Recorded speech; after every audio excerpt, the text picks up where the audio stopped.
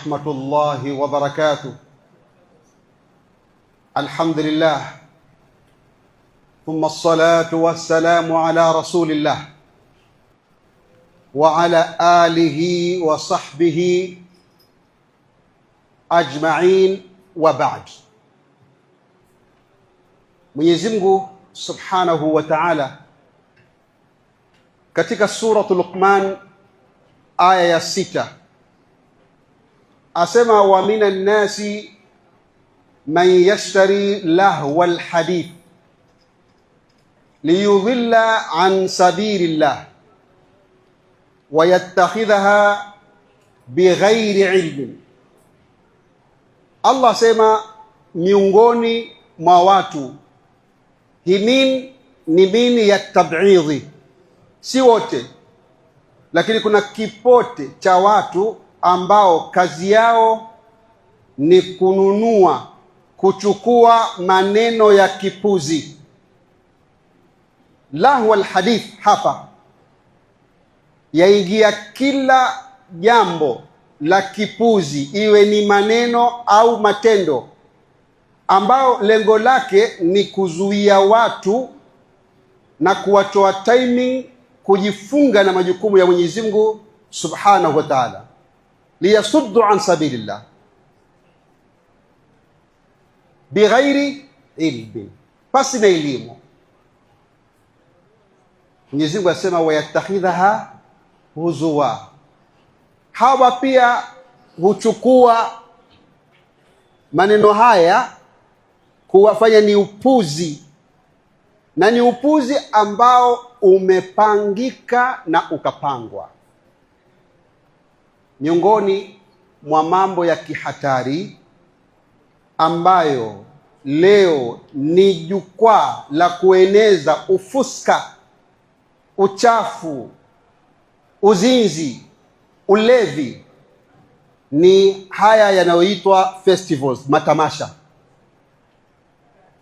Kama inavyojulikana kuwa music industry katika mfumo wa kibepari ni mojawapo ya tasnia muhimu sana katika kuduwaza na kupumbaza watu, ili kuwasahaulisha juu ya kadhia zao msingi zinazowakabili, wabitali wafikirie suluhisho la kikweli juu ya matatizo haya. Tarehe 6 ya mwezi huu tulionao wa 7, mji wa Malindi, ambao mji huu tarihi yake ya kumeremeta inatuambia kuwa Uislamu uliingia karne ya 8 hadi ya 10. Uislamu ulipoingia katika biladi ya Malindi, kwa maumbile ya Uislamu hukinaisha akili za watu, ukakumbatiwa na watu wa Malindi. Watu wakaupenda Uislamu, na walioleta Uislamu kutoka Oman na Ajemi wakafungua madaris, wakafundisha taalim ya Kiislamu, na Malindi ikawa ni kitovu miongoni mwa vitovu vya elimu, si kwa Kenya bali kwa Afrika Mashariki.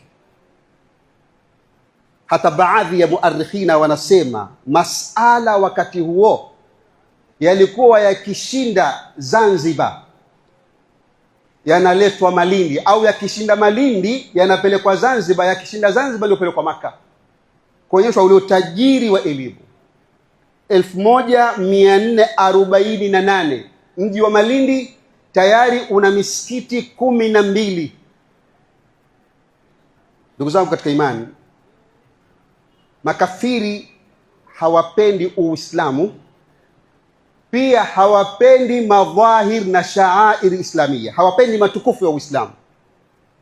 Ndio utakuta hizi fujo zao na uchafu kwao wamezizoea, lakini kwetu huzilazimisha na kuzipalilia ili kuchafua kwa madai yao ati ile nuru ya Uislamu.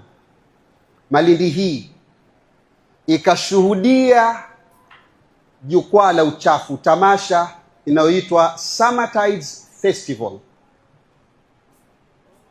Je, mwajua kilichojiri katika tamasha hili? Wanawake si kutembea nusu uchi, bali uchi. Ulevi, matangamano ya kiholela holela, piga mfano wa hadith wala haraj. Uchafu huu ukafanywa ndani ya mji wa Malindi, mji wa Kiislamu. Sambamba hawakutosheka na hili, wanatayarisha tena. Ramo, huyu ni DJ maarufu kutoka German, anaingia hapa Kenya tarehe 7 kuleta uchafu mwingine. Yote haya yanafanywa kwa kisingizio au kwa brand kwamba tuna uhuru wa kufanya tutakalo, free will, personal freedom. Ndugu zangu katika imani, majukwaa haya yanaabir mfumo wa kiilmani, itikadi yake ya mfumo wa itikadi ya ilmani inayotenganisha dini na maisha, watu kudharau sheria za Mwenyezi Mungu na vipimo vya halali na haramu, bali vipimo ni je, mwanadamu atafikia vipi kupata maslahi makubwa. Katika kuchanganya watu, wakaeleza kuhusu happiness kwamba ndiyo ghaya almanshuda, ndiyo lengo kuu. Kila mwanadamu afanye bidii kufikia kujistarehesha. Kwa mlango huu wanasema wa magharibi wa rasilimali kwamba ili mwanadamu apate ufanisi hapa duniani, usimletee sheria za kidini. Hizi sheria za kidini za mfunga huyu mwanadamu kufikia nini? Uhuru. Bali umpatie uhuru afanye atakacho. Ndio nguzo zao: freedom of expression, freedom of personal freedom, freedom of ownership, freedom of ownership na mengineyo. Yote haya kwamba mwanadamu ana uhuru, asiangalie halali wala haramu. Lakini fadlan an dhalik, wa rasilimali hu glorify kitu kinachoitwa hedonism. Hata kama kuna watu wanachukia ile pombe ama ulevi ama ufuska, lakini upande wa pili kuna watu wanafaidika. Kwa hivyo kama kuna watu wanafaidika, wapewe nafasi watu hawa wajieleze hisia zao. Kwa mahala kama hapa au kwa hali kama hii, ndio utakuta LGBTQ, gay, mengineo yote haya yanaenezwa kupitia swala hili, na kuwa wana haki ya kikatiba, Bill of Rights, pia wana haki ya kujitambulisha, na yoyote atakwenda kinyume chao, huyu ndiyo kuambiwa. Kwa nini unazuia watu hawa? Wana uhuru, kama ufanyi wewe, lakini wacha watu wafanye. Sadatul hudhur, Mwenyezi Mungu Subhanahu wa Ta'ala anawasifu watu sampuli hii ambao hupenda kueneza maovu katika ardhi. Katika suratul Baqara Allah Subhanahu wa Ta'ala anasema, wa idha tawalla sa'a fil ard liyufsida fiha wa yuhlika alharth wan nasl wallahu la yuhibbu alfasad.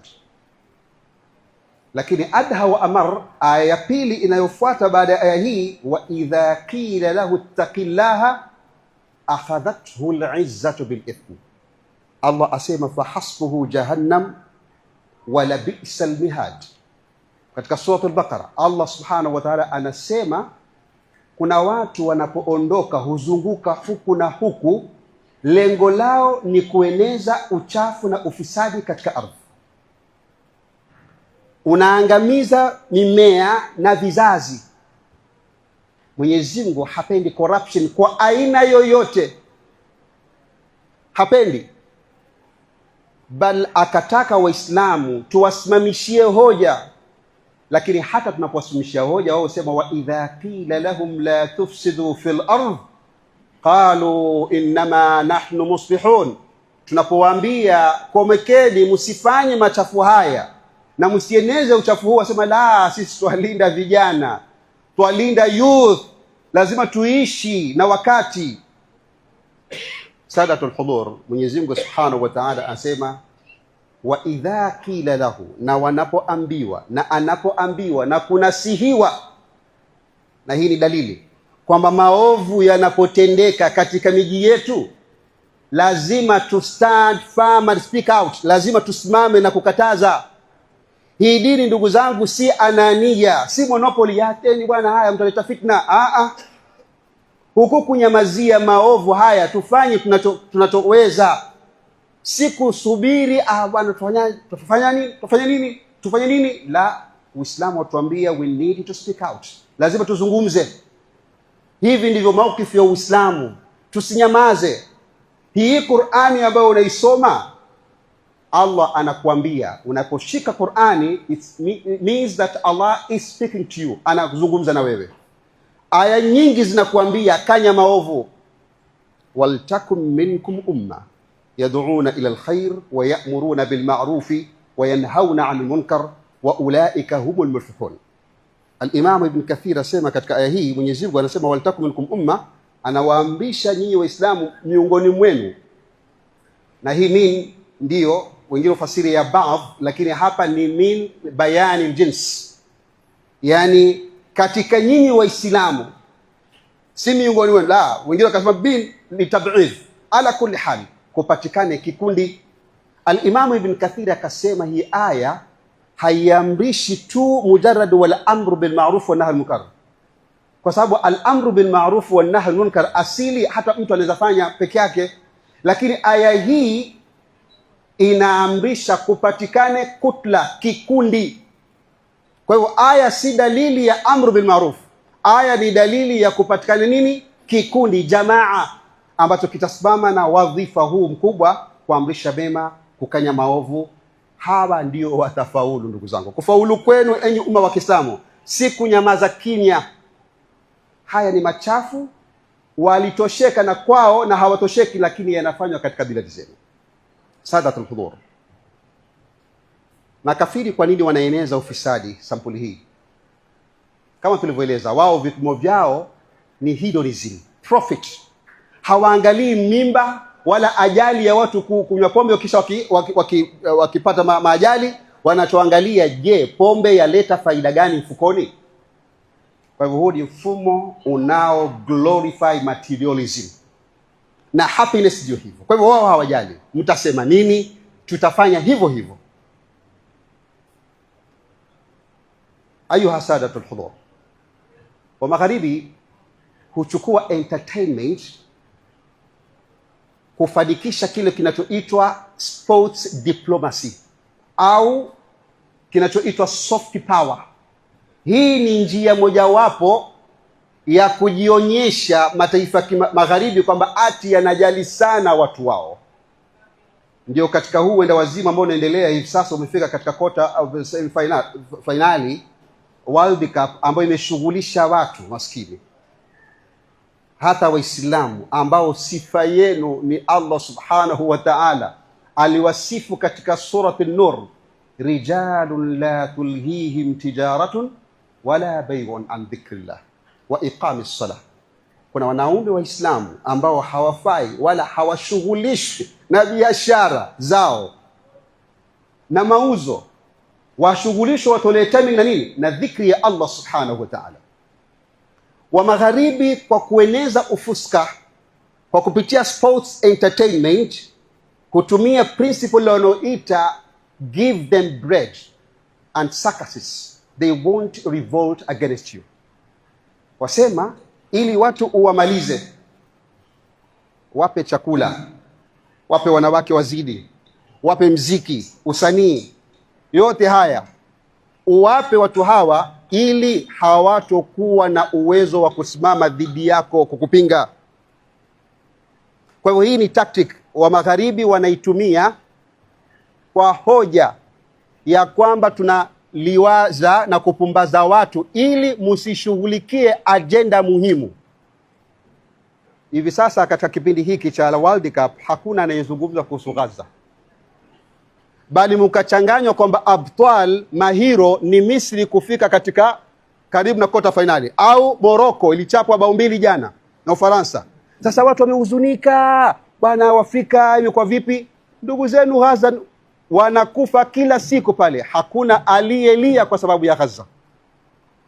Nchi hii ya Morocco ambayo ati inahuzunika kwa sababu wametolewa katika World Cup, laiti ingelikumbuka sera ya Uqba bin Nafi' alipoikomboa Morocco, ambayo leo inaitwa Morocco lakini zamani ikiitwa Al-Maghrib, ilikombolewa na Muislamu miongoni mwenu. Hawa ndio Waislamu waliojua malengo yao duniani, khuliqu lilislam wa khuliqu li ajli khidmati alislam. Lakini World FIFA leo ama FIFA World Cup inashughulisha watu. Upuzi kama huu, ndugu zangu, wanasiasa wa kibepari pia huchukua kama diversionary tactic.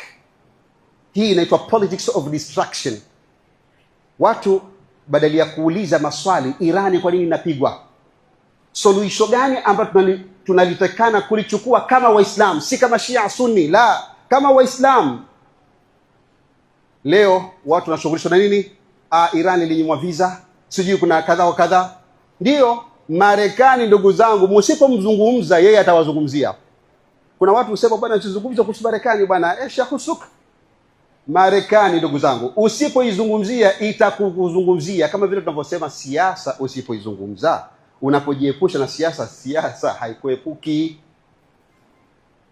Simwajua kwamba Trump alimpigia mkuu wa FIFA kubadilisha uamuzi kwa nini mchezaji wa USA amepewa red card. Na haya kwanza hapa yalianza wakati wa Mussolini 1934, 1935, 1938 World Cup. Italia na utawala wake wa kidikteta ilitumia sports kama njia ya kuleta umoja, kuonyesha ujasiri kwamba nchi inalinda watu wake. Sadatul hudhur, Mwenyezi Mungu Subhanahu wa Ta'ala amekataza uchafu wowote na akatumia ablagh asalib katika masala ya ufuska na zina. Wala taqrabu zina innahu kana fahishatan wa sa'a sabila. Hii ndiyo Islamic position. Uislamu unasema, Mwenyezi Mungu anasema wala taqrabu zina, musikurubie hii zina. Ai la taqrabu, musikurubie. La taqrabu al-asbab allati tuaddi ila zina, musikurubie si tu zina bali hata zile sababu zinazopelekea nini? Zina. Ndugu zangu, machafu haya yanaendelea kwa sababu tunaishi katika mfumo usiomjali Mwenyezi Mungu Subhanahu wa Ta'ala, mfumo wa kibepari. Sasa ni muhimu kwanza kuchukua hatua zifuatazo kama umma wa Kiislamu. Kwanza kupinga, kama tulivyosema, na hii ni sehemu ya kupinga, lakini vile vile tuna haki ya kuwatahadharisha watoto wetu majumbani, kwa sababu target kubwa ya uchafu huu ni kwa vijana, na vijana ndiyo eko ya mabadiliko. Kwa hivyo wa magharibi wana sera hasa kwa vijana, kuwashughulisha vijana, wana nguvu. Ili kushughulisha vijana ni kuwapa mambo ya kipuzi kama haya. Lazima tusimame kama walimu bora na wazazi bora kwa vijana. Hawa watoto ni amana. Qu anfusakum wa ahlikum naran. Yakifanywa kwetu lazima tusimame. Lakini hatua ya nyingine ambayo sisi kama umma wa Kiislamu twafaa kushirikisha washikadau muhimu na kuweza kupaza sauti zetu ili kuzuia kabla haijafanyika. Tukizidiwa nguvu, ndugu zangu, tusikate tamaa. Tufanye kazi ya kuzungumza ulimwengu kiujumla kwamba suluhisho kamili hapa, baada ya kujua chanzo chake, ni Uislamu usimame. Uislamu ukisimama na ukitekelezwa katika nyanja za kimaisha, una sera ya kuzuia machafu. Haikemei tu Uislamu, bali kuna punishment maalum imewekwa kwa wanaoeneza ufisadi. Hivi ndivyo tunatakana kufanya kama umma wa Kiislamu. Tumomba Allah Subhanahu wa Ta'ala tujalie min alladhina yastami'una qawla fayattabi'una ahsana. Aqulu qawli hadha astaghfirullah li wa lakum fastaghfiruhu